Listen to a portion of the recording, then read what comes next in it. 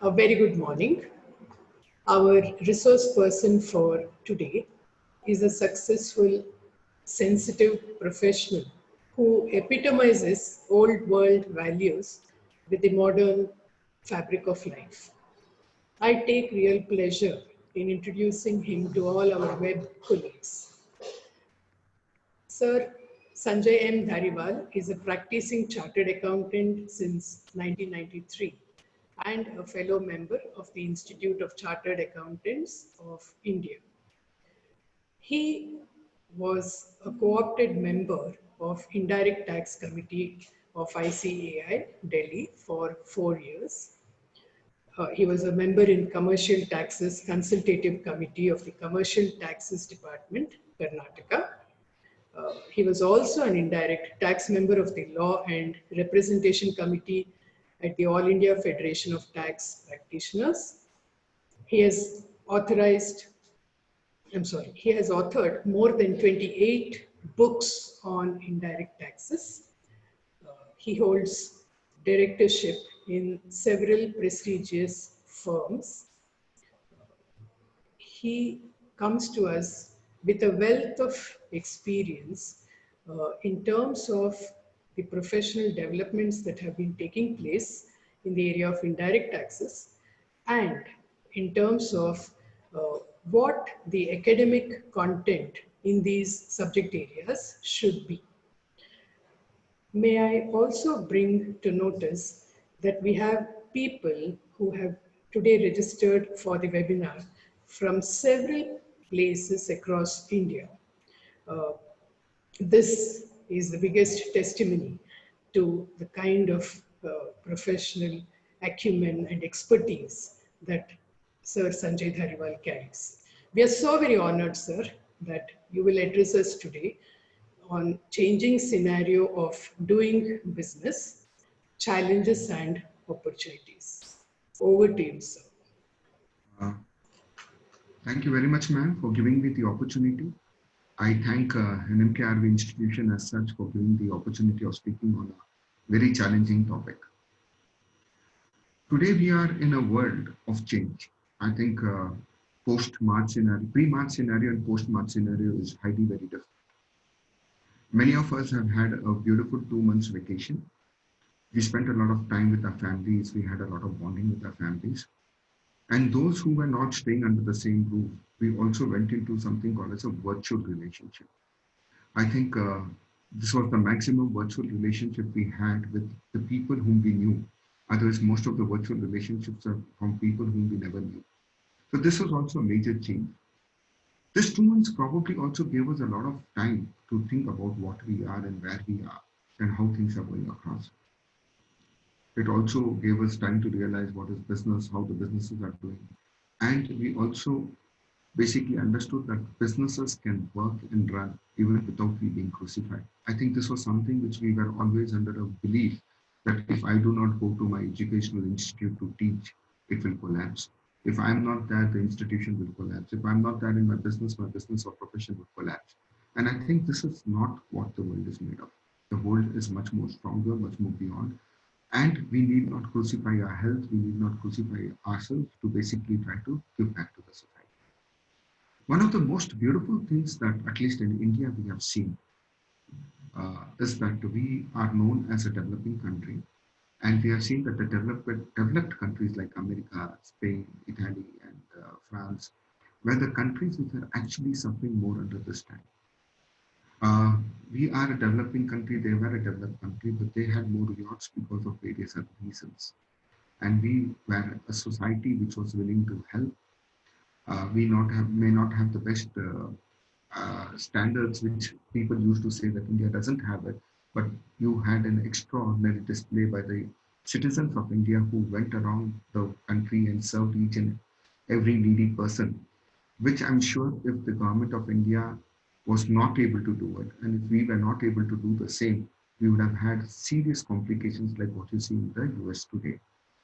In the US today, you can put the blame on the black versus the white, but actual reason is also the economic slowdown, the turmoil, and the differences that you're going to face across. So this is going to be that. We also realize that though our beliefs are still strong that the God lives in the temples, the churches, the dargahs, and various other places, we also have understood one thing, that the gods which we can meet are the people who stay in the hospitals. So there has been a huge surge in the field of medicine, in the field of health, in the way of taking care. So there has been a total 360 degrees change which is required today to understand the world. Taking this as a scenario, we also had a lot of negativity in our lives this time. We had fear about COVID-19. We had fear about whether we would survive, whether we could be done, whether we can shake hands with our friends, whether we can visit our friends and relatives. The fear of death, the fear of a person dying, the fear of businesses dying, and whether we would survive or not. These are things which are going to hit us very hard. In addition to this, we also have a fear that it will take at least 2 to 3 years time for us to get back to normalcy. And this is going to be very, very tough. We also saw that there was a huge change in the technology. Most of us have started using technology more and more in this. I do not know how many of us had ever attended Zoom seminars and webinars earlier, and I think in this 2 3 months we would have attended at least around 50 to 100 webinars because we had the time and we wanted to listen to the best in the world. I also thank the delegates today that though you had options to listen to the best in the world, you were still courteous enough to log into this particular thing. We also understood that our principles of our traditional beliefs, the traditional beliefs of I think I've been asked to speak a little louder. Okay, the traditional beliefs of most of our families and earlier used to be that keep some cash, have your investment in different baskets, and also the fact that always, though you have your banks, you have your deposits, you need the physical cash also at home, at least for 1 month expenses. Those who have followed those principles were very comfortable during this lockdown period because of the fact that you were able to meet your expenses across. And finally, we also understood that cash is God. We also saw quite a few of our close people, close friends, relatives, neighbors who suffered from this unfortunate disease or the pandemic of COVID-19, and they also were not there. Now, when we talk about changes in the business, we also have to understand what are the changes that it has made to a person per se. One of the major changes that I think we all understood is that if we do not take care of ourselves, nobody is going to take care of us.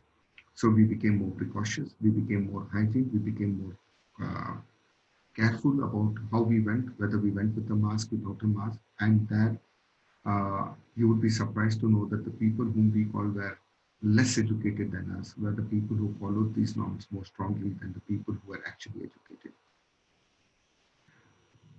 We have also, as human beings, had a feeling of lesser confidence.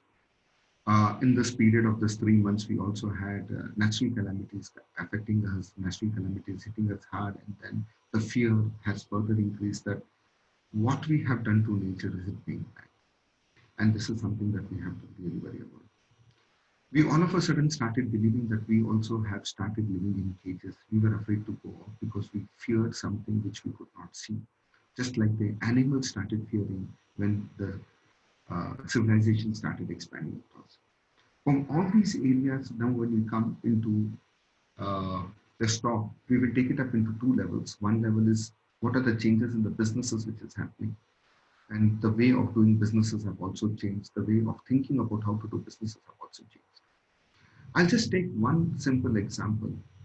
I'm sure most of us have played Ludo in our life. Most of us are people who have played Ludo when we were kids. And most of us have also played Ludo during this lockdown on the app. Is Ludo a very innovative game? It is not. Is Ludo a very different game? It is not. Can you make money out of Ludo is one thing which most of us want to understand. And yes, you can make a lot of money if you have technology with you. Ludo King is an app wherein you can basically log in and play the game Ludo. It is very similar to the physical game which you play, except that this number 6 does not come 3 times when you play with it. Whereas when you play physically, there could be an option of number 6 coming in and all your moves are reversed. That doesn't happen under the Ludo game. The second important aspect is that even if you do not have a friend or a family member in your house who's there to play with you, you can still play with strangers. These are the only two differences they did as far as the game is concerned. And they were able to basically make money of around 10 crores per day. Now, you have to understand basically that if there is a 10 crore revenue per day, okay, if that's a 10 crore revenue per day which a person is making just from an ordinary game like Ludo, now there are more than hundreds of games on Ludo itself on the app, but Ludo King was able to capitalize on the same. And during this lockdown, the revenues shot up by at least 10 times, and the revenues went up to 10 crores per day. Now, this is the change which we have to look into to say that what is it that is making the change in doing business? The games are the same. The topics are the same. The way of doing business is from a physical board to your laptops or to your mobile phones or to your apps, making it very simple, easy, convenient. And that is the place where they make money. In this game of Ludo, you cannot gamble. At least officially, you cannot gamble. And still, you can make money for the company per se by advertisement revenues, which can be between 40 to 60% of the revenues come from the advertisements. There is a game where you can buy currencies and play with the currencies as a game and win currencies back, which is not incashable. So that is again a place where the company makes money out of it. And the way it has been happening, the amount of hits it's going, the valuation which is changing, it has become in one of the top 10 company games in the world today. And this is a game which we all have played. There was no monopoly, there was no patent on this, there was nothing which is unique about it. And this is what has changed. Let us take about a company which everybody would realize when I talk about it. This is a company which was basically into three major fields. The first field was crude, the second field was retail trade, and the third field was telecommunications. And it also has a lot of other businesses. So when you're talking about these three major fields which it was in, during the COVID time, the crude was one product which the seller had to pay money. Normally, when you buy any product, it is a buyer who pays the money. But when you sell a particular product, you should get the money from the buyer. In this case, globally, there was a time when people said, if you want me to take your crude, you'd have to pay me so much. The reason was why? Because crude cannot be stored without basically the heat, things and the preservation is also a cost, and the value of crude went down. And if you have the stock of crude and you're not able to keep it under the temperature limits, then it becomes a hard, solid rock. And that becomes basically that cleaning it becomes very difficult and your whole plant could get into a jeopardy. Then they had the retail business. The retail business was what? Most of the malls were closed. Reliance Fresh was one area where they could basically sell certain goods on the vegetables and the provisions, etc. But all the other major retail stores which were in the malls, etc., were closed and they were not having business. The stock prices fell down to around 880 rupees. It fell down to a valuation of 5,20,30,000 rupees. 5,30,000 lakh crores. 5,30,000 crores is the valuation which it came down to. And then it also had a huge debt. The fourth and the most important thing, it also had a new product called telecommunication, which is just 13 years old in its cart. So now when you take this into account, if you have a loan of 13 lakh rupees or 2 lakh rupees or 5 lakh rupees, most of us get very tensed and nervous. Here you had a company which was having a product for which you had to pay money, probably. You had malls which were closed, the rentals were going up, the salaries had to be paid, but you did not have money to take care of them. And you had a new company called as telecommunication, and there you basically have a problem. And along with that, you have a lot of debts. Now, in this situation where the GDP was forecasted to be 2% down, 6% down, or it could be even 10% negative growth, with all this going to happen, how would you think that the company should react? Where should the company be? Where should the person be? And he's seen his brother net worth becoming less than 3% of his original net worth. Mukesh Ambani has seen Anil Ambani basically becoming from what he was, from 30 odd billion dollars to less than a crore billion, $1 billion. And there was a whole issue which was that now whether he would also survive in this changing scenario. Most of us, what we do, we basically say that we should retain our cash-rich cows and sell the loss-making companies, close down the loss-making companies in this particular situation. What Mukesh Ambani did was something very, very different. He got the best of the advisors, no doubt about it, but he did a fantastic move. He did not touch his crude business. He did not touch his retail business. What he did is that he took the telecommunication business. He went and met the person who is the grandmother of all data. Facebook and WhatsApp, which is owned by Mark. Basically, he went and approached them and he told them, look, you have the mother of all data, but I have the data of the second largest populated country in the world. Would you like to buy this particular company, a stake in it? My data would be very useful. Facebook was also planning to come into the field of supply, into the field of retail trade, into the field of things. And for him, this data was very, very useful. So what did Facebook do? Facebook invested around 10% of the Jio equity. And then totally Reliance was able to, in the last 6 or 7 tranches, was able to get in around nearly 1 lakh crores of investment by diluting just 21% of their equity in Reliance Jio. Now what happens? The company which was actually supposed to be making losses, the company which is into technology, telecommunication, India is the cheapest as far as telecommunication in the world over it is concerned.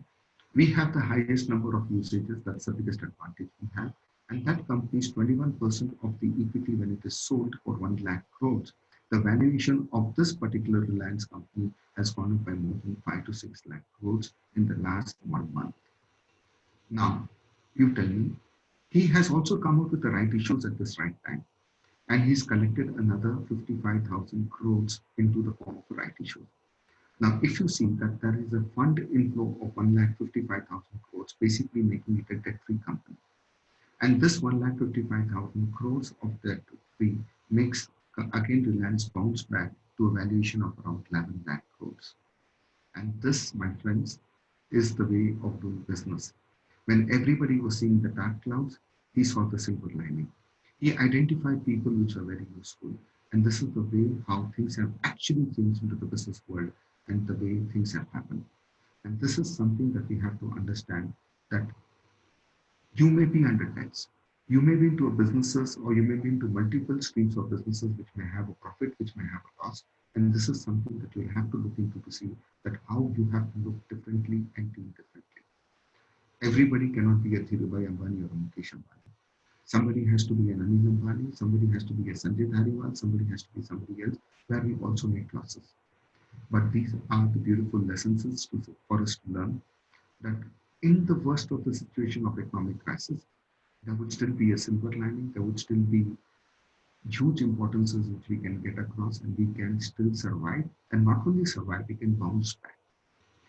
Today, when we're talking about changes which is happening in the business environment, earlier, if I had to be into retail business, I had to have a stores.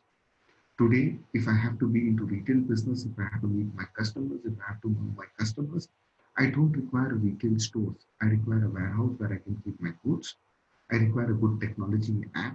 And with the technology, I can reach my customers 10,000 times more than what we actually have.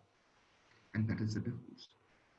I was just talking to one of my friends who is the deputy chairman or the vice chairman of a very large retail outlet. And he said, Sanjay, today in malls, we can open stores wherein people can walk into the stores, pick up the products, take the products home, and there is not a single employee of theirs in the mall. You don't have a single employee over there to see that you walk in. You don't have a single employee over there to see that who basically is there to show you the products.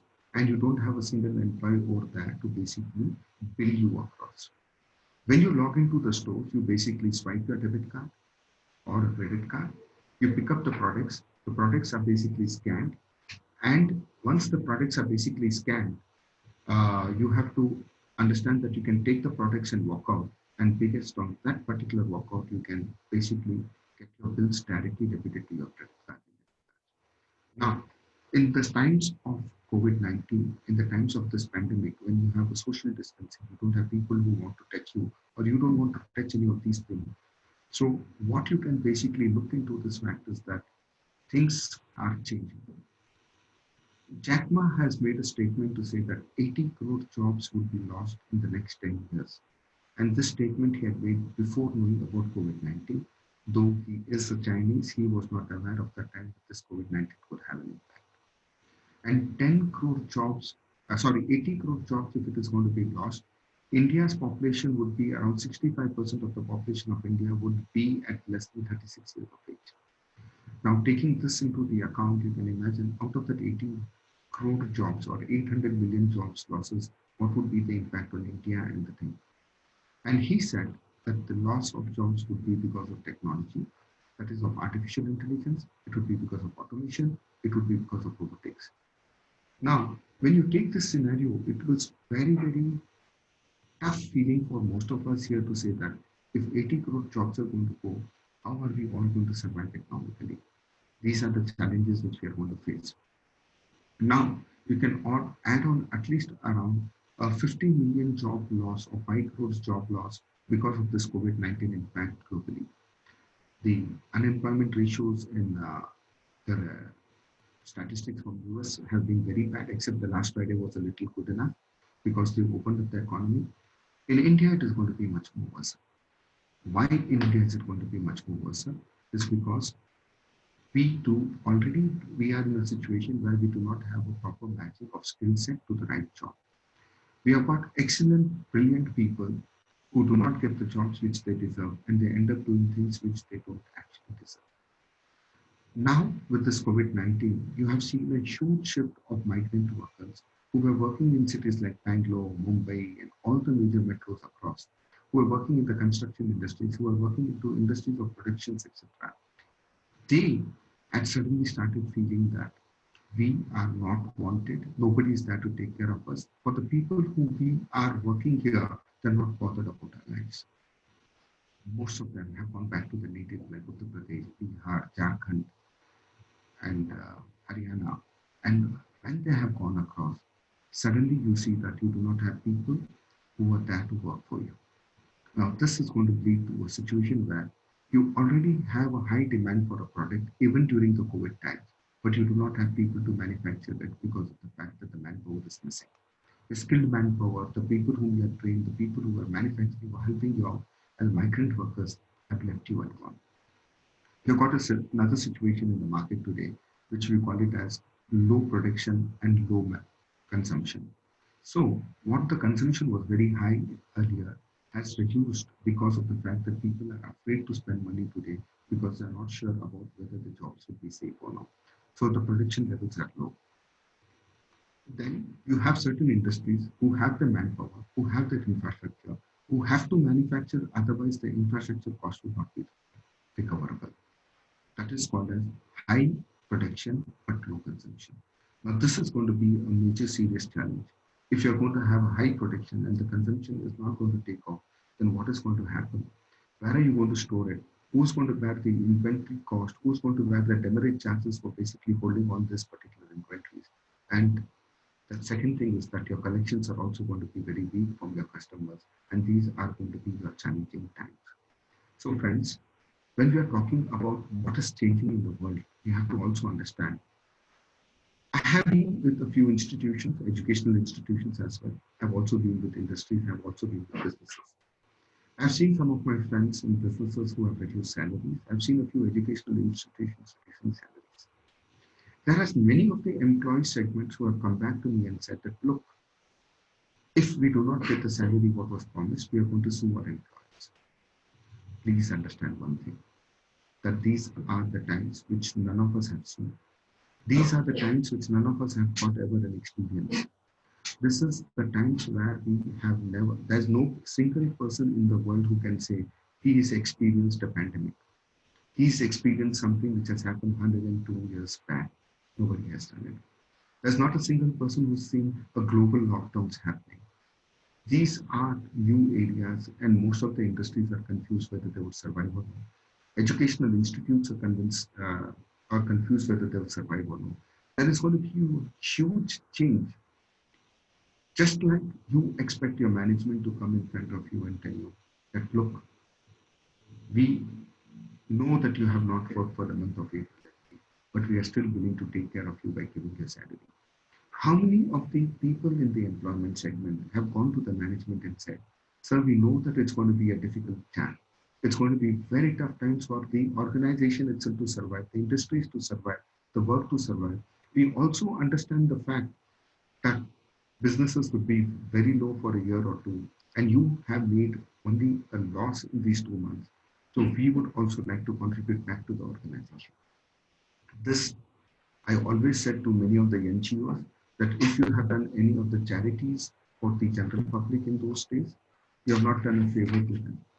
Because if NGOs have been able, like take the city of Bangalore, where in a city like Bangalore, more than 3 lakh food packets were distributed every day to the migrant workers. Now, if an NGO says that they have done a favor to those migrant workers, they are mistaken. What the NGOs have done is only a favor to themselves. If those 3 lakh migrant workers would not have been fed food daily by the NGOs, for which the government did not have the funds to take care, there would have been a huge unrest, what you're seeing in the US today. That huge unrest which would have been there would be your biggest challenge when it would have come as far as talking about maintaining the law and order in the state. And believe me, we are highly understaffed when it comes to the police fraternity. I also would like to recognize the work what the police department has done in this lockdown period. They were always considered to be devils, but now we know that who the real gods are. Let it be the doctors, let it be the police security people. They have done a fantastic job risking their own lives.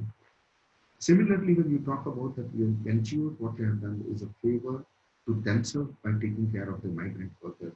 We should also understand that employee surrendering the salary or reducing the salaries for the company or the corporate world is not doing a favor to the organization.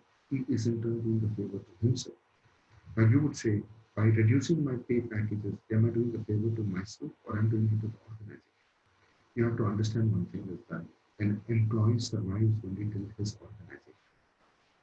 If the organization collapses, the employee may still survive in a different organization by taking a transfer, but majority of us would not be able to replace ourselves as far as the new job is concerned.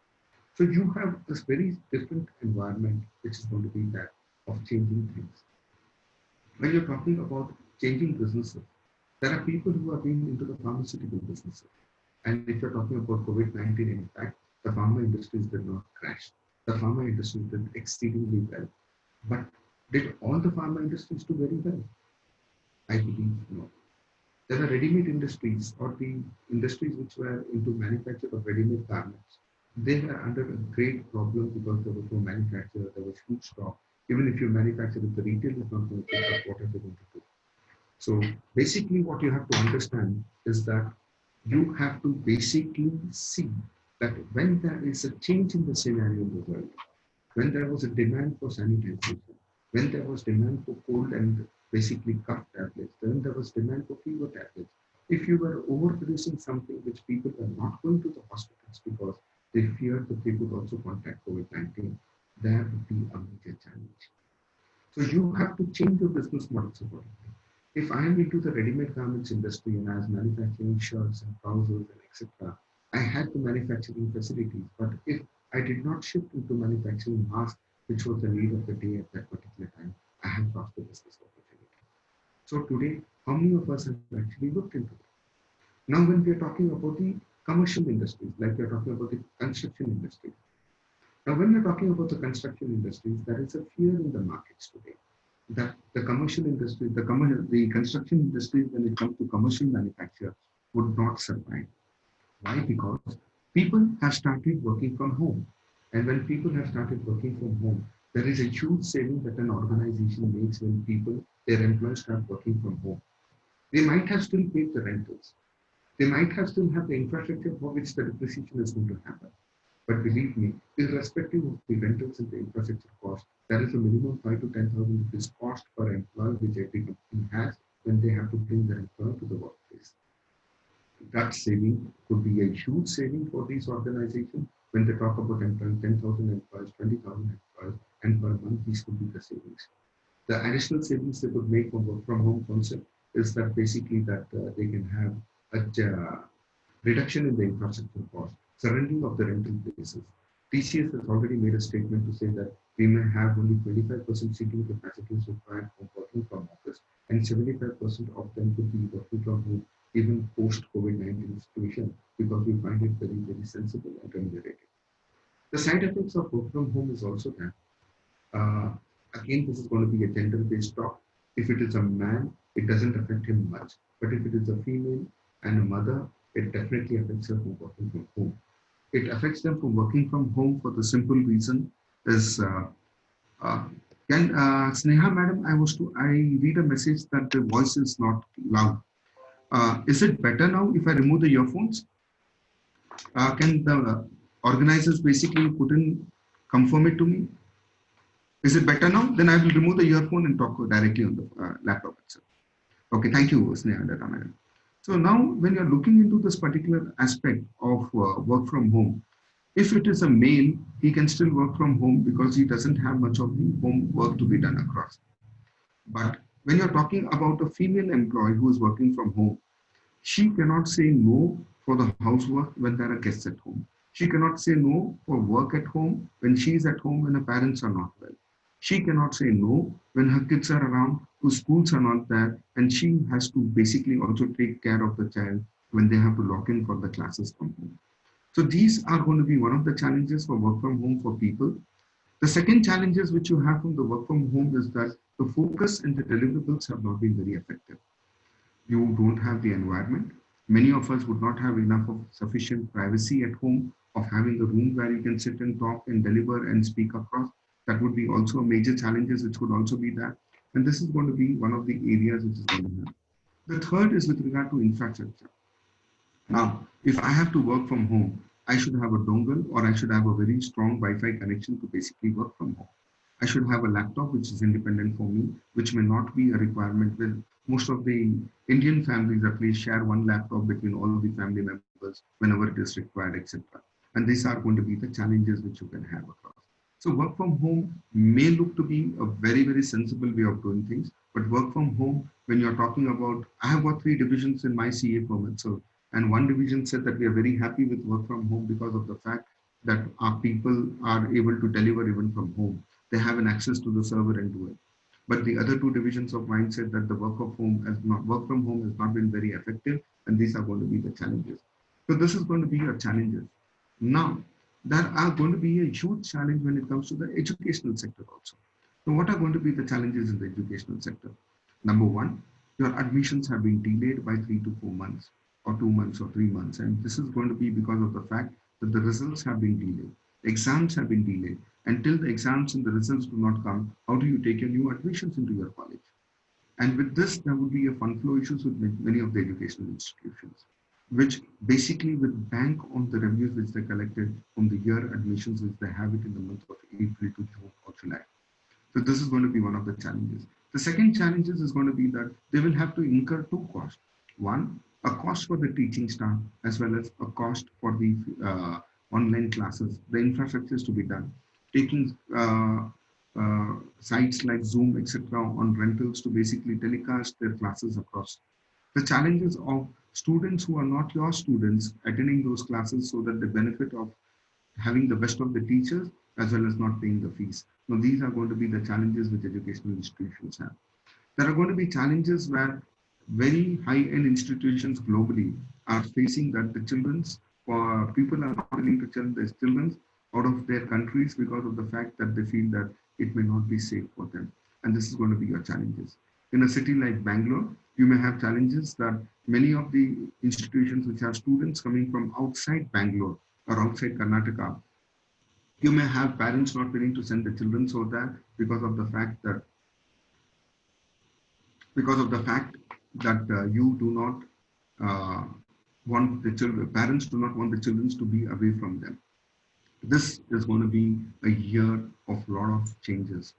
The way of teaching has changed. I'm sure The teachers, even now, even I feel the same thing when I'm on a webinar, etc. That when we talk in a classroom, when we talk in an auditorium, when we have an eye-to-eye contact, even if 1,000 people are there, our focus, our deliverables, our auras are much different when we deliver it across. But when it comes to a website, when it comes to a camera, looking into the camera and talking, believe me, I do not know how do you see me? How do you basically look into it? And this becomes a basic challenge as far as people like us are concerned. And there your deliverables comes down. If your deliverables are coming down, believe me, majority of the teachers would not be comfortable taking on the webinars, talking it across, talking to the computer, talking inside the camera, and trying to get the reaction. This is one part as far as the teachers are concerned, because the efficiencies would come down. Take the case of the students. Now, even in the classroom, when the teachers are there, you have a fear factor. I basically call a teacher in the classroom to be more like a policeman at the traffic signal. In India, when you have a policeman at the traffic signal, or you have a traffic signal which has a camera on, people would not violate the law. They would wait for the green light to come to move across. The moment the cop is not there, the moment you know that there's no cameras at the traffic signal, and if you feel that you can still cross over, many of us still have the habit of crossing across, irrespective, we will not wait for the green light to turn on. The same thing is with the teacher and the student relationship. When the teacher is standing in front, the child knows that the teacher is watching, and basically he would not divert his mind to anything else.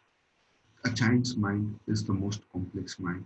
It's the most fertile mind, and it's the most active mind. They can absorb things very fast, and they can divert themselves very fast. And this is going to be the biggest challenge for teaching communities when it comes across to saying that how would it have an impact on teaching? It could be huge. If earlier I used to take a class for 200 students as tuitions and do it, and if I'm a very reputed faculty in the country or in the world, I can have even 2 lakh students attending my classes on online fees, where I can substantially reduce my charges. I can basically give the best to the students across. And to have the effect more better, I could have a classroom of 200 students, record those videos and send it across, and then have the question answer sections which I can take it across. And these are going to mean that there could be replacement of certain teachers in certain institutions, because you may not have much work. If 50% of your faculties or 50% of your syllabuses are done online, and then the 50% are going to be done in the classroom basis because you want to collect your fees from the students and see that they get everything, and others who are not your students don't get everything, there could be a possibility that a 20-25% slash in jobs can happen even at the educational institutes, which normally should not have been affected. Now, when you're talking about changes, these changes are not just because of COVID-19. The changes of doing businesses have been very, very huge.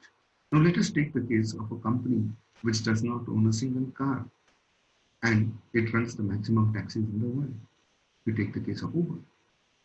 Now, this is where technology replaces the earlier days of doing business. So there is a change. Today, most of us are aware that who was selling the highest music in the world? Who were the people who were basically selling the highest videos? Who were the people who were basically making movies and doing it across? Who were the people who were selling the maximum cameras? You had the Yashicas, you had the Canons, you had the biggest names in the world. But today, who sells the highest cameras in the world? It is not the Yashicas, it is not the Canons, it is the Samsungs. So there has been a huge change of doing business. Let's take an example. You had Reliance which sold, Reliance Jio which sold its equity, and then you have a Tata. Now let us take its competitor Bharti Airtel. Bharti Airtel is a telecommunication company which is into multiple countries doing a fantastic business. One of the largest in the country. Jio has just taken over them. But still, when you compare, I still believe Bharti Airtel is much larger than them. But if you see the valuation, Jio has a valuation of 5 lakh crores, whereas Bharti Airtel would have a valuation as per as the stock markets are concerned at around 3 lakh crores. So that is a difference of 2 lakh crores. And now, this is also after the increase of the fact that a company like Amazon wants to buy. Now, what is the relationship between a telecommunication company and the relationship between the retail trade business like Amazon or online trade business like Amazon? Please understand that if you want to basically set up any online businesses, Your traffic is monitored by your internet providers. It is controlled by your telecom providers. So if your telecom providers have the artificial intelligence established to see that which person is going into which site, which person is seeing which product, which person is doing that, and then if it ties up with a company like Amazon, and basically they come out with a concept to say that all Airtel dealers are going to get a benefit in terms of discounts, etc. And all the people who buy from Amazon would get a discount in telecommunication. You will have the next revolution in the world. Earlier, you had your email IDs which were charged in 1990s. You had to pay a price to have the email ID. You had to pay a price, a huge price to getting into the net. You had to pay a huge price to have your website. But today, you can open your email IDs free of cost at Google, earlier at Yahoo, earlier at Hotmail. Uh, Basically, Hotmail was the first company in the world which basically said that we will give you an email ID free of cost. And that revolutionized. I think today, if I'm going to take a mobile phone, I'm going to take a connection from Jio or Airtel. After a few years, you could see Airtel and Reliance selling that, look, Sanjay, you have a buying capacity of around 4 lakh rupees per month. I know you buy so much of expenses, which you do it across. You take my mobile phone and we give you connection free of cost. The only request is that you should be a independent user of my mobile phone, wherein I make all my purchases from their websites. So this is going to be the change. Why do you think that Facebook took the equity into Jio? It is not just because Jio would make a revenue, because in the modern world, I always remember a movie called as Diva. In the movie Diwar, Hindi movie, which is a very old movie, which had Amitabh and Shashi Kapoor. Amitabh is an underworld don. He has a lot of money, he has wealth, he has power, he has all the material world which he has across. And he has a brother called Shashi Kapoor, who in the movie is basically a very straightforward police officer, and he has only his mother staying with him.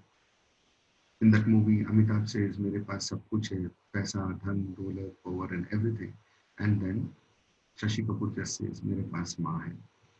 Today, the worlds are changing to such an extent that you will have companies like various, you have got, you say the lifestyles, the shopper stop, and the various other people who will be saying that हमारे पास infrastructure है, हमारा हर mall में दुकान है, we have got stores everywhere, we have got so much of retail space, we have got around 1 crore of retail space, we have got 10 lakh people working with us and all that stuff.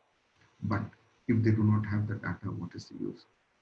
Artificial intelligence has also come into the retail trade to a substantial level. What do you mean by that substantial level?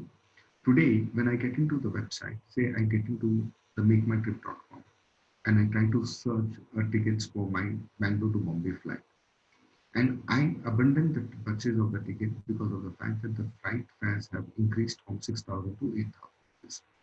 So I try to abandon that particular thing, and then I get into my Facebook.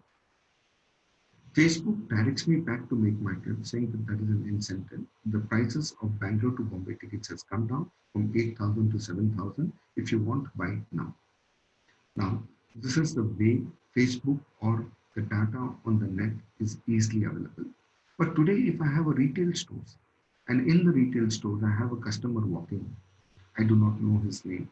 I do not know what he's looking out for. I do not know what are his priorities, and I do not know what he's made up his mind to basically go for. Now, that is also changing. My same friend, who was the deputy chairman of this large retail organization, he said that they have already developed a software wherein every customer, when he walks into their large stores, his photo is linked to the Aadhaar, his whole database comes to them, and the camera, the cameras follow him across. And when the cameras follow him across, the camera identifies what all are the products that he feels, touches, sees. And based on that, that whenever there is a discount scheme which is going to be there, their artificial intelligence systems or the data, the softwares which they have developed will coordinate with that particular buyer and say that this particular toothpaste, this particular shaving cream which you may be interested in is selling at a 20% discount at a store. Would you like to buy it? And then they are also tying up with various companies like Dansos and Oyos, sorry, Swiggies, etc., to start deliveries across. So the things have changed. Earlier, I had to set up restaurants to sell food. Today, my sales online is much higher than selling it on the restaurant. So my rentals can be cheaper. I can have stores which are near to places where people need these foods, but I need not get into the prime locations like the main food streets or the main roads or anywhere else where I pay a very high premium for the rentals. But I can still open those stores and way places which are on the third floor, fourth floor, which is not visible, but I can still cater to my deliveries and my customers over there and the place where people are going to eat. And this is also going to have a major change as far as COVID-19 is concerned, because at least for the next 3 to 6 months, you will have a tendency amongst people to say that I would consume less. And this, I will not have food outside. I have the same thing even in my family today, where my wife and my daughters say that we don't want to eat outside because of the fact that it is dangerous. So people are worried about their life, and these are going to be the thing. When you're also talking about all these things, now it comes as to the small and the MSME segments. Now, what is the challenges that the MSME segments are going to face? The MSME segments are going to face a huge challenge when it comes to doing business. Number one, they did not have business for 2 months. And that means to say that effectively around 20% of or 17.5% of their revenues, gross revenues are down already in this year. If you have not had business for April and month, 2 months divided by 12 months, you basically have your revenues coming down. This will have an impact on the working capital limits of the bankers also. And this is going to again affect the fund flows across. You do not have the sales, you do not have the collections, and on the other hand, you have the overheads which are of the rental, the fixed costs which are going to be there. When you're talking about the service sector, it is a big hit. At least if I wanted to buy a shirt today, I defer it. I can buy it after 2 months and I will still buy it because my wearing of shirt has not reduced. But if I had been to a saloon in the month of March, I have not gone to the saloon in the month of April and May. This beard is also because of the fact that the saloons were closed. So if the saloons are closed, if you do not visit the saloon in the month of April and May, and if I'm a regular visitor every month to the saloon, believe me, the third month or the fourth month, I will not go 3 times to the saloon and get myself shaved or have a haircut done. I would still have it just once in a month or once in 2 months because of the fear factor. So the service industries are going to have a major change. Now, what is it that they have to do? The first thing that the industries have to do today is get the customer confidence. Just like the government is now trying, initially they created a hue, the cry, the fear to say that don't walk out of your house, don't walk without a mask, be very careful, sanitize, be at home, jaan hai to jahan hai. Then they realized कि जान रखकर भी क्या करोगे अगर जेब में पैसा नहीं है, घर में आटा चीनी नहीं है, then you will not survive. So then they had to open up the economy slowly. They had to open up the country slowly. And now they are trying to give the confidence to say that this is a long innings which we'll have to play. We'll have to bear it. That may be the thing, but our fatality rates are very low when it comes to the COVID-19. Our recovery rates are nearly 50% of the COVID-19 issues. And therefore, we will have a lot of benefits if we open up the economy rather than sitting at home. The same way today, every business house, let it be an SME, MSME sector, let it be a large industry, let it be a retail industry, let it be a mall, you'll have to develop the confidence to say that we care for you. But along with the we care for you, we will also say you that do not fear it much. It is part of life. We may be affected, but there is a cure, there is a treatment, there are recoveries which have already been more than 50%, and the fatalities are not more than 2%. So don't worry about it. If you see on a global look, with 130 crores population, with the 2.5 lakh people being affected approximately, which are on records today, you have a death of how many? Around 2-3%. So if you're seeing the 3%, you see the 5,000, 10,000 people, there are much more deaths today. And I always say that there is an impact of impact by COVID and impact from COVID. The impact by COVID is an impact which you have it because of the health problems where people die, people get weak, they get admitted to the hospitals, they get infected, and they are not able to deliver. They are not able to work, and they take time to recover, or some of them are unfortunate enough not to survive. But then you have a major impact, which is the COVID impact from COVID.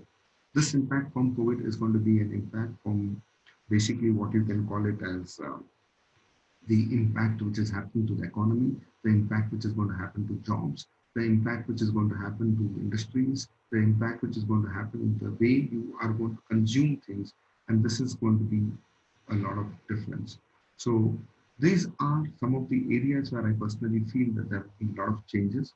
And along with these changes, there are going to be, I'm sure questions would be also, which I would also like to take up the question from the aspect of the participants also, because that is going to be more useful. So I thought that I will not get much into uh, the talk as such, but I would rather like to get into the chat and the talks which are going to come. So let us start taking up the questions as such. If we start taking up the questions, I'm sure we will be able to answer to most of the delegates for which you have come. One of the questions which has also been asked is that how are startups going to be affected? Let me tell you one thing, that the startup industry is going to be hugely affected as far as COVID-19 and post-COVID-19 impact is concerned. Number one, because the startups are companies which work on an idea. They do not have an asset, they do not have a product, and they do not have something which they can start off.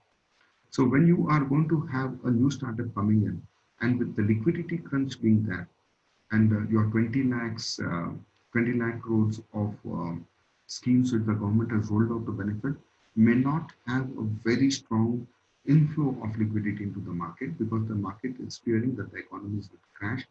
And if you see the results which have come across for the month of March, where you had hardly around 7-8 days of lockdown period, and many of them were still in the essential commodities, like Reliance was still into the crude oil and petrols are being still sold, so they did not have an effect of that. So when you're talking about these particular factors, you've got 33 companies which are listed into the Nifty. Out of the 50 top companies, 33 companies which have come out with the results, and the results are down in the month of March. The various factor is that they have not grown. When these are your Navratna companies, I would say that the companies which are doing very well, which are doing fantastic, and on whom the whole economy is doing. These 33 companies are part of your 6 lakh crores of GDP turnover.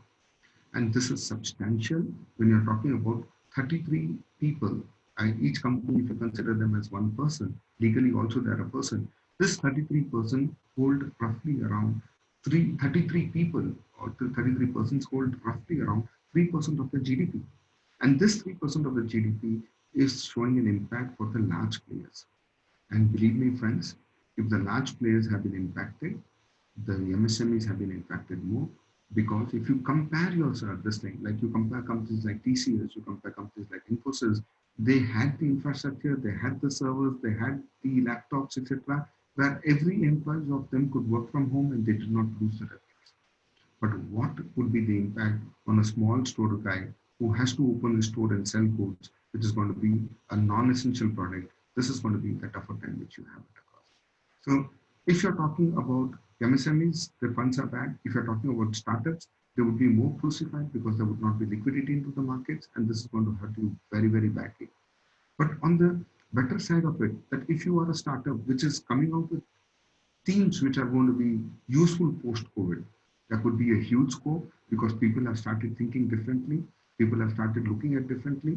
Take the example that if you are a startup which is into this, one second, get a close transfer line. Okay. So if you're talking about a startup which is into gaming, so if you are into gaming, please understand one thing, that you have to basically have a huge market today if you're a startup on the gaming field. For the simple reason is that people, when they were at home, they got addicted to games. So people who are used to Ludo games, people who are used to poker, people who are used to rummies, people who are used to various other games online have today started going across. So you will have a huge startup benefits which can have investments into gamings and all these things, which could be again a huge advantage which could have. So if you are into a IT company or a startup which is into the pharma, health, or meditation industry, that could be a huge step. Now let us take a simple example when we're talking about changes in things which are happening. How many of us know that yogas and meditations are things which have been carried on in a country like India from thousands or lakhs of years ago? All of us know it. But there are companies which are into promoting meditation, And meditation is something which is not the proprietary rights of any one individual, but what has been taught to us from so many years, or thousands of years, or lakhs of years, we have just packaged it well, and that industry is worth more than 15 to 20,000 crores. If you're talking about yoga, Ayurvedic products, the companies are worth 10,000. I'm talking about single companies which are 10,000, 15,000 crores. And these are all because of the fact that they knew how to package. So things are going to be how you look out at things, how you market it, how you think. A simple game like Ludo could get you 10 crores a day. A simple thing like meditation can get you crores of rupees a day. A simple thing like yoga can be a huge business for you even online. I know so many people who have taken classes on yoga online because of the fact that, but those yoga teachers which did not go online, which were basically having it at their own premises, they basically failed. And this is something that is very, very important for us to understand and look into. That things are changing. The way you look out at things are changing. The way things are look packaged has to be changed. Newspapers have been into deep trouble because they did not have a single advertisement. But the gaming companies got all those revenues in the form of advertisements because of the fact that more people were glued into games, more people were glued into companies like Netflix, Amazon Prime, etc., where they started making more money. Their customers increased even this lockdown period. So what has happened is that consumption per se may not be reduced. Okay, consumption per se may not be reduced, but there is going to be a drift between what you are consuming to where you are going to consume it now. And that change is going to be substantial. And as an industry, as a businessman, as a consultant, I would only put it across that you will have to relook at things on what industry you are. You'll have to do an introspect basically to say, I'm in this particular business. What is the scope of the business? How am I doing the business? Whether I have to change the way of doing the business, whether I have to, what is the level of technology I have to add into my businesses and look into it. And only then I have to basically look into this particular factors. And then I have to look into is where I am today and where I want to be. The difference between the skill sets of where I am today to the skill set of where I want to be would be huge. And that skill sets training, I have to upgrade myself in the field of my businesses also, in my personal levels also, basically to reach that particular level. And this is going to be the challenging thing because most of the businesses do not know how to understand what are the strengths, what are the weaknesses, what are the areas that they have to look into, because probably we do not have the knowledge or the growth as far as this is concerned. With this, I think I will try to reduce my talk. We have gone into various concepts and all, but now it is time for me to answer the questions. So if the questions are there, if anybody would like to speak, you could raise your hands, and I would request the IT team of NMKRV to basically unmute their mind so that we can speak to them and do it across. Thank you.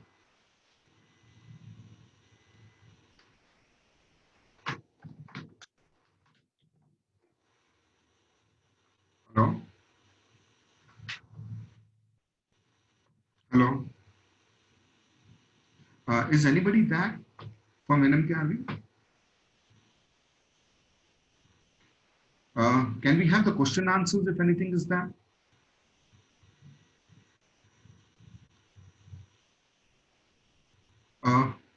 People who have raised their hands can basically be unmuted.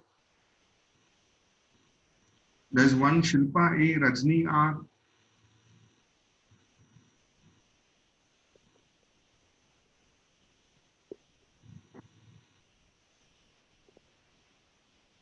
Can I have somebody from the IT team from NMKRV, please?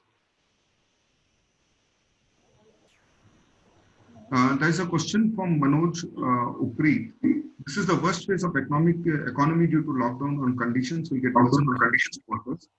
World market is booming due to huge liquidity in the market. With this condition will change. It is not only in India, even the world markets are in great difficult times. And there is a great trade war also, which is happening across. And we had the biological war, which many may agree or do not agree. You have a very strong trade war, which is going to take up between US and the China and many of the countries internally also. So you are going to have challenging times. But I don't say that the worst phase of economy is still reached. We have got another 6 months to 1 year to analyze whether we have reached the worst phase or the worst phase is still to come. I would just say that the economy as such, let it be Indian or international economy, the world economy, has basically discounted the lockdowns till now. They have not discounted COVID-19.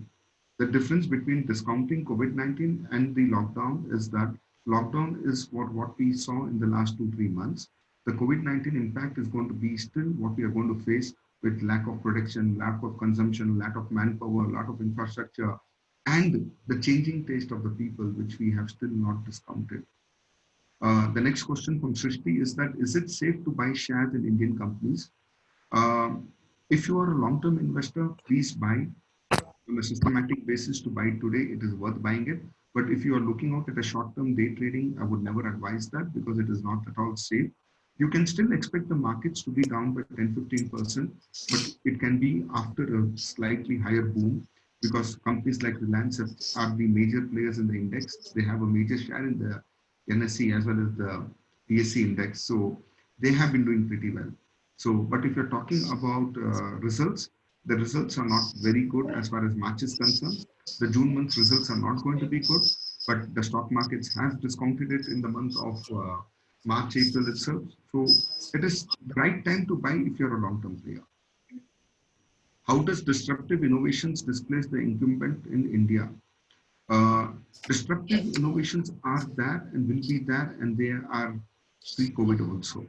And they are going to change because India is going to be the most affected because automations, robotics are something which are going to replace manpower. India is going to have a huge manpower supply, and if we do not have jobs, we are going to suffer. Hello. Do we take the questions live or do I read out and tell? The next question is online courses beneficial in future? Is the mentality of the students will be the same? Today, online courses are doing well because a child does not have an option of attending classes.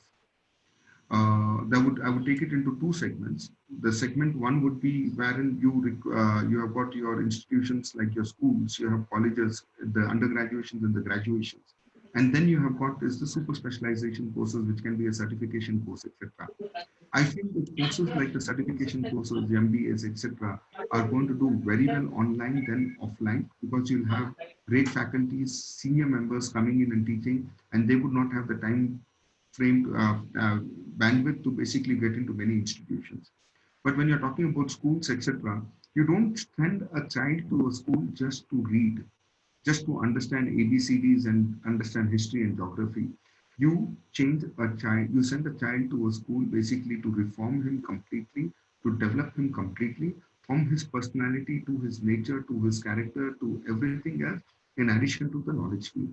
And that, I think, cannot be developed online. And that is going to be a challenge of that. As far as rural entrepreneurs are concerned, the consumption at the rural phases would be very high. Agriculture this year in India is looking good. We are expecting a crop of 102%, not a negative percent. Probably the pollutions have been very low, so you can expect a better crop. Except the challenges would be that when the crops are ripe and you have to cut it down, if you do not have the migrant workers to cut it down, which a state like Punjab was facing a major problem, then you could have certain issues. Others, the rural economy, in my opinion, would do better than the city economies as such, because in the cities, you have the impacts of lockdown, which is much higher. In rural, the consumption and the people are the same to take, and they would not go much into the onlines. They would still like to buy it from their consumers out there. Recently, one school in Coimbatore left out the students from school because the parents chat in WhatsApp group. What's your opinion, sir, regarding this? I think this is nothing to do with business. I would restrain myself from giving an opinion on this particular impact. What is the impact of COVID on import and export levels? The impact of exports is very bad because of the fact that many of us have lost our orders, which we had bookings from foreign countries because they also have the similar lockdowns and the other issues, and they don't have the consumption, and the economy is also weak over there. When it talks about imports, also the substantial reduction in the imports has happened. But luckily, the balance of payment of India is pretty good. We still have around $460 billion of balance of this thing. We have a very strong foreign currency balance with us. So our rupee reducing or increasing or devaluating would be lesser. So you have the advantage over there. How is COVID-19 impacting new job opportunities? There would be lots of companies which would like to go for a cost cutting because they feel that their businesses are down. And they may take some extreme steps of basically removing people from high-end jobs and putting more of the people at the lower end so that they can save on the salary differentials, which in my opinion may not be the right step to take across, because when you have senior employees and people with experience and skill and who have worked with you, they would contribute definitely more. In these changing times, you can basically talk about a small salary cut or a reduction to retain them and make them understand that the company surviving is their job surviving. Then the next question asks us, since the labors are shifted towards the hometown, what impact will have on industry, especially from the red zones? I think we are in a total mismatch when it comes to uh, the industries as far as production is concerned. You have a mismatch between high production, low consumption, low production, but a high demand in the markets. And that's basically because people are not there. Certain imports are not possible. There were certain items like, you take the case of a manufacture of a car. If even 5% of the materials are coming from abroad or imported, and those imports have not come in those last 2 months or so, believe me, the whole 95% of the cars cannot be completed because of the fact of this. And there is a huge inventory cost which they hold across, and they will not have the position. So that is going to be a beautiful challenge, I would say, and a tougher challenges which are there. And this thing. The next question asked is, can we invest in gold? If you talk to a person who's from the bullion markets, I've been speaking to the presidents of the various bullion organizations across the country, and they are very bullish, and they say that the prices would go up to 55,000 rupees for 10 grams. If you ask me personally, the prices may go up, but the consumption of jewelry would be down. If you are planning to invest into the bullion market, please invest into the raw bullion. Jewelry may not be the right thing, because when you buy jewelry and sell jewelry, you have a difference of 10 to 20%, which you lose across. Is it the right time to buy gold? I think India, it has always been the right time to buy gold because we have so many marriages and occasions which people end up buying. But if you ask me, investing into gold is not a wise decision for the economy per se, because it is a debt investment, though it is as good as cash, but I don't always advise people to go for it. What would be the success rate of Atmanirbhar Bharat Yojana? I am a huge critic of the government of India as far as the economic policies are concerned. I would not like to comment on the platform of education here, because this is going to be more tougher for all of us. And believe me, the schemes, what they did was more to see the 80 crore people who could be influenced as vote banks. They have not taken care of the 7 crore MSME segment people who are people who employ at least 12 crore people. And believe me, the 80 crore people whom we are talking about here, whom they have tried to take care, was only as a hand-to-mouth survival for a few months. But if this MSMEs collapse, it will be more than 30 crore people, which can have an impact which could be much higher. And that is going to be the more dangerous thing, which is that. The next question is, how would it affect CA students? Would it like to start their career as a CA? I think as chartered accountants, I can only say one thing, that there is a huge scope in the market. There are still an undersupply of chartered accountants. So the scope for chartered accountants is very good. If you are sincere, dedicated, the CA course is actually not very tough course, and you have a lot of scope which is there. This is a thing. Good afternoon. I'm Chaitra from MK College. What are the kinds of businesses we can do? Now, please understand one thing. If I suggest you that do this business or that business, that is not going to help you out. What is going to help you out is going to be the business in which you fit into, which you should have a passion. Say, I tell you to get into the booth of food industry, and if you do not have a passion for food, you would not be able to convince a single customer who comes into your store. If you are not having a passion for ready-made garments and you do not have a taste for designs and art, would you be able to do that? You would not be able to do it across. Then I'm a final year student. How is COVID-19 going to affect our placements? I would only say that people who are in final year of your education and you are looking out at a job next year, there would be a few challenges. I would not say many challenges. There will be a few challenges because, believe me, the grassroots level jobs have to be done. And youngsters who are going to join new into jobs are the people who would be doing the basic jobs. So there would be a huge advantage that you would still get the jobs.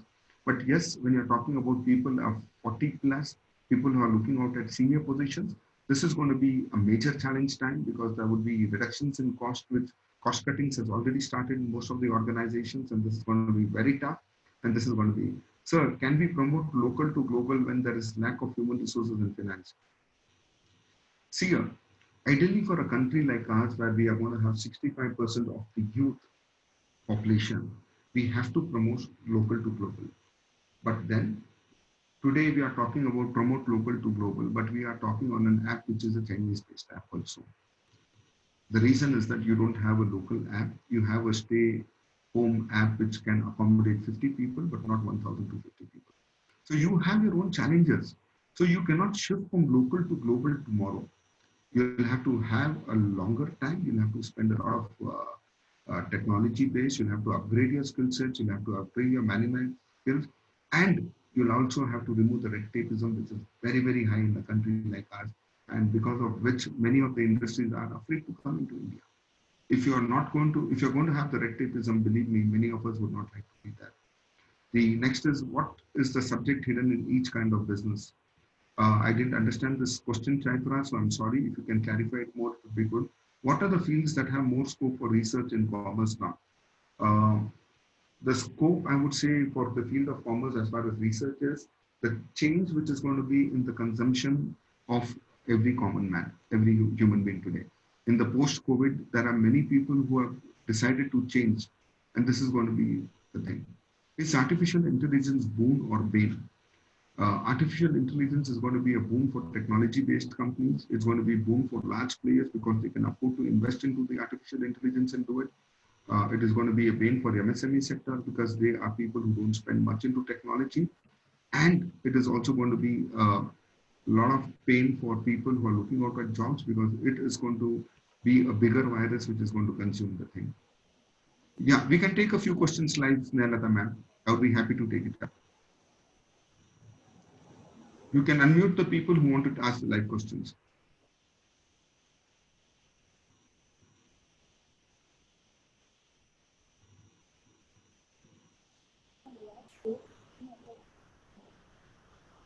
Yes, sir. Thank you so much, sir. I'm not able to hear. I'll just put on the earphone one second.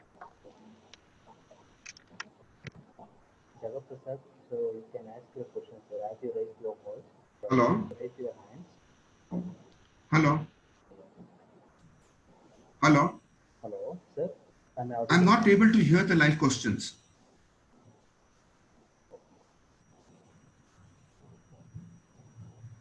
Hello? Hello. I request participants to unmute and talk. Hello? Hello. Yeah. Jagat Prasad, can you please unmute by yourself and talk? I can't hear you, sir. Hello. Hello. Sir, am I audible to you, sir? You're not audible. The volume is very low. Okay, okay. Just a minute. Can you, how do we take it up? Or Vasanta madam can take the questions and speak it out if it is possible.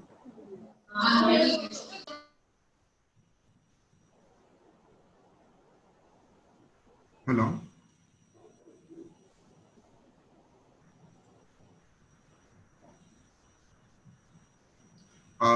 Till I think you go live, can I take up the questions which I can read at least, in which I would have missed out? So due to COVID, a lot of losses have been incurred in a business. Are still businesses investing on shares of other countries, like on import and exports? See, businesses will never stop investing. And if some businesses have suffered, some businesses have grown also. So you would basically end up into investing where you feel opportunities. Companies have invested into India, they have invested into Reliance. 1 lakh crore has been invested by outside investors.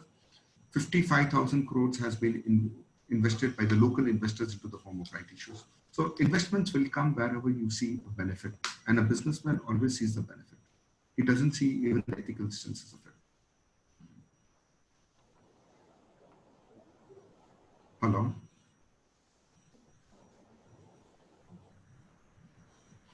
Any other questions which I have missed out or so?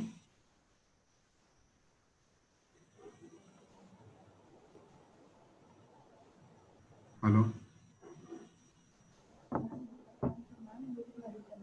Can I have the organizers taking it up?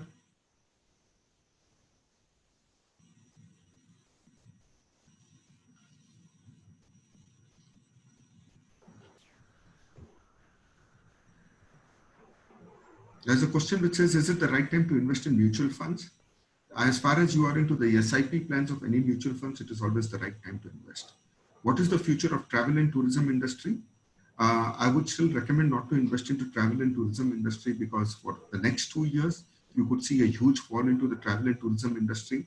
Hotels would be doing very bad. Restaurants would not be doing very good.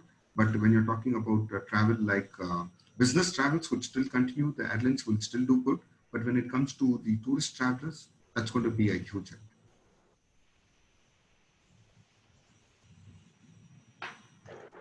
Is it safe to keep our monies with bankers in this lockdown period, with the government bringing in new policies which may affect the liquidity of our funds?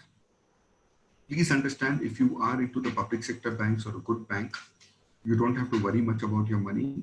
And if the money is not going to be with them, then it's not going to be with you also in the long run. So it is not going to be helpful.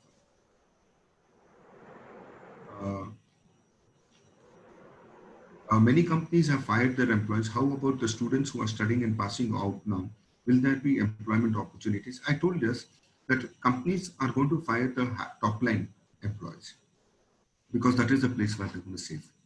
But at the initial stages for students like you, you would still get your opportunities.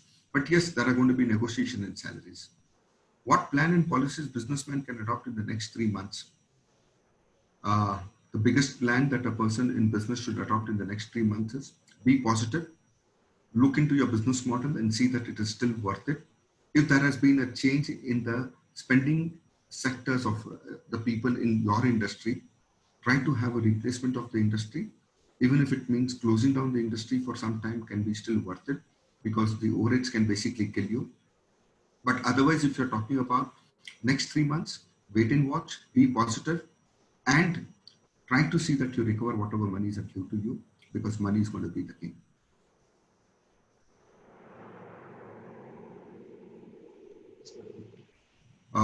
With this, I think I've answered most of the questions which are posed to me. I'm not able to take the live questions because the audios were not viable, or I was not able to hear them. Sir, is it a good time to start with an online job like marketing? Any job, anything you want to do is a good time, because I don't believe that any time is bad.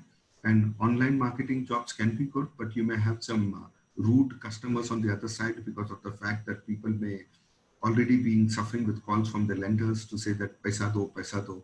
So they may also react very strongly against you. But otherwise, yeah, any business you're starting, any job you're starting is not bad.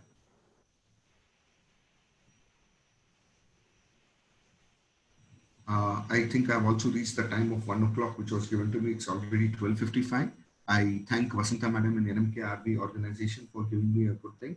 I also like to thank Shobha for doing a wonderful job in trying to coordinate with the topic and between the bridge between NMKRV and me. Thank you very much, all one and all. And thank you all the participants for joining this session.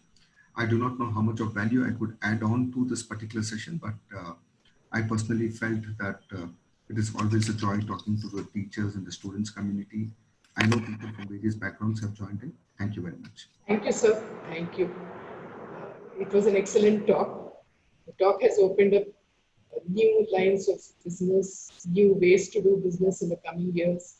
You spoke extensively about online delivery, online consumption. So I think adaptability to the new situation is the only way for us to go into the future.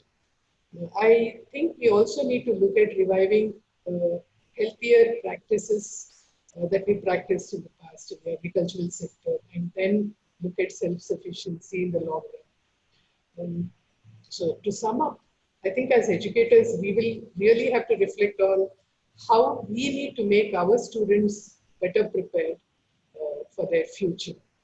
I think there lies a real challenge because the students are now in the middle of this uncertainty, and there is a lot of melancholy in them, and we need to get them to care up and prepare themselves to face their future with confidence. Thank you all. Thank you all for this excellent session. Thank you all for participating. We'll now sign off. Good day to all of you.